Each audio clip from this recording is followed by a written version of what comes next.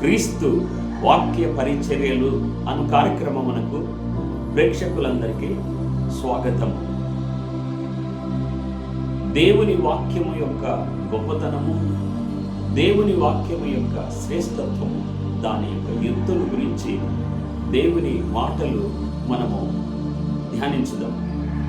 కీర్తన గ్రంథము 138వ అధ్యాయం 2వ వచనములో ఆయన నామమంతటి కంటే ఆయన వాక్యమును ఆయన గొప్ప చేసెను. ఆయన నామమంతటి కంటే ఆయన వాక్యమును గొప్ప చేసెను. ఫిలిప్పీలకు రాసిన పత్రిక 2వ అధ్యాయము 11వ వచనములో ఆయన నామము అన్ని నామముల కన్నా పైనామము అని వ్రాయబడింది. ఆయన నామములో ప్రతి నాలుక ఆయనను ఒప్పుకొనును, ఆయన నామములో ప్రతి మోకాలు వంగును. అంత గొప్పది ఆయన నామం. అయితే ఆయన నామం అంత గొప్పది అయినప్పటికీ దానికంటే ఇంకా చాలా గొప్పదిగా దేవుని వాక్యము ఎత్తులో ఉంచబడి ఉన్నది అని దేవుని వాక్యము మనకు తెలియజేస్తుంది. మనము ధరించుకొనున్నటువంటి నగలు బంగారు, మేలిమి బంగారు కంటే కోరదగినటువంటిది. బంగారు వలన మనకు మనశ్శాంతిని కోల్పోదుమేమో, బంగారు వలన నష్టమును పొందుదేమో, బంగారు వలన ప్రాణమునకు అపాయమే కలుగునేమో.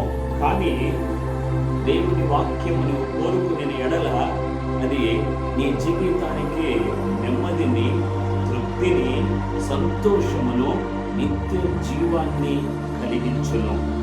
మనము తింటున్నటువంటి ఆహార పదార్థములలో తేనె చాలా శ్రేష్టమైనదని దేవుని వాక్యమే చెప్తుంది.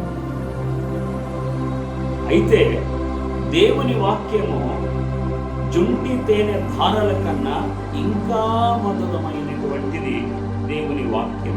ఇది మానవునికి అన్ని పరిస్థితులలో తృప్తిని కలిగించున్నటువంటిది ఈ గొప్ప దేవుని వాక్యము. ఈ వాక్యము శ్రేష్టమైనది, ముత్యముల కంటే శ్రేష్టమైనది. విలువ కలిగిన సొత్తులేవియో దానితో సమానము కావు.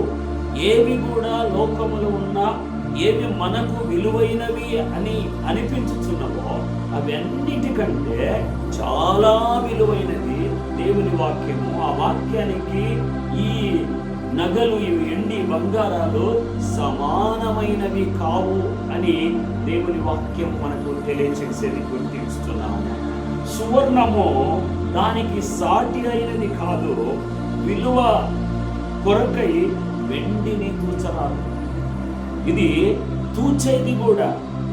అంటే దేవుని వాక్యాన్ని ఈ లోకంలో ఏదైతే మనము విలువైనవి అని అనుకుని వాటిని దాచుకుంటున్నామో వాటికంటే ఇది చాలా గొప్పదని, ఇది కోరదగినదని, ఇది తూచరాదు, ఇది తూకములో వేయరాదు. అంత ఉన్నతమైనది దేవుని వాక్యము. ఇది ఓపీరు బంగారముకైనను, విలువ కలిగిన గోమేధికముకైనను, నీలముకైనను కొనబడునది కాదు. ఇది కొనలేమో, ఇది చేత కాదు. అంత పరిశుద్ధమైనది, అంత నిష్కలంకమైనది, అంత నిర్దోషమైనది, అంత న్యాయమైనది, అంత నమ్మదగినటువంటి దేవుని వాక్యము. దాని గొప్పతనం ఈరోజు మనము గుర్తించి దానిని మనము ప్రతిగా, ఈ వాక్యానికి ప్రతిగా ఇంకొక దానిని ఆ స్థలంలో నీవు ఉంచలేవు. అంత ఉన్నతమైనటువంటిది దేవుని వాక్యము. కనుక ఈ వాక్యము మన జీవితములో, మన కుటుంబములో, మన సంఘములో ఈ వాక్యము అన్నిటికంటే చాలా ఎత్తులో ఉంచుకుందాము. అప్పుడు ఆ వాక్యము లోపల ఉన్నటువంటి ఆ గొప్పతనము, ఆ మహిమ, ఆ మహత్యము నీవు కళ్ళార నీ ఇంటిలో, నీ మందిరములో, నీ వ్యక్తిగత జీవితములో నీవు చూచగలవు. ఈ మాటలు నీవు గట్టిగా పట్టుకో, ఈ మాటలు గట్టిగా నమ్ము, ఈ మాటలను నీవు అంటించుకో. జీవితమే పరవశము, పరలోకము, పరమానందము. దేవుడు మనల్ని దీవించునుగాక. ఆమేన్.